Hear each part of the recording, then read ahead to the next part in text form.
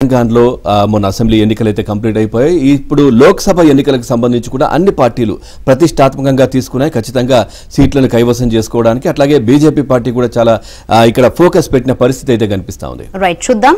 లోక్సభ ఎన్నికల్లో ప్రధాన పార్టీల తరపున అభ్యర్థుల ఎంపిక కొత్త సమీకరణాలకు తెరతీయబోతుంది.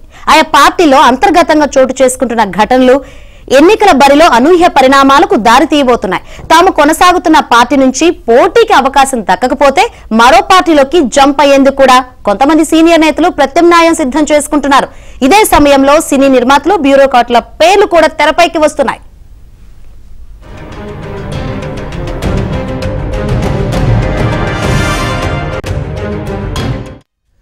రాష్ట్రంలో మాదిగల ఓటు బ్యాంకును ఎక్కువ శాతం కైవసం చేసుకునే దిశగా బీజేపీ పావులు కదుపుతోంది. ఇందులో భాగంగా ఎంఆర్పీఎస్ వ్యవస్థాపక అధ్యక్షుడు మందకృష్ణ మాదిగను వరంగల్ లోక్సభ స్థానం నుంచి బరిలోకి దించాలని భావిస్తోంది.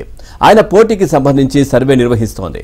మాదిగలకు బీజేపీ అండగా ఉంటుందని, వర్గీకరణకు కట్టుబడి ఉన్నామని ప్రధాని మోదీ ఇటీవల పరేడ్ గ్రౌండ్స్ వేదికగా ప్రకటించారు. అందుకు తగ్గట్లుగానే న్యాయపరంగా వర్గీకరణ ప్రక్రియను వేగవంతం చేసేందుకు మోదీ ప్రభుత్వం ప్రత్యేక కమిటీని ఏర్పాటు చేసిందని కమలం పార్టీ చెబుతోంది.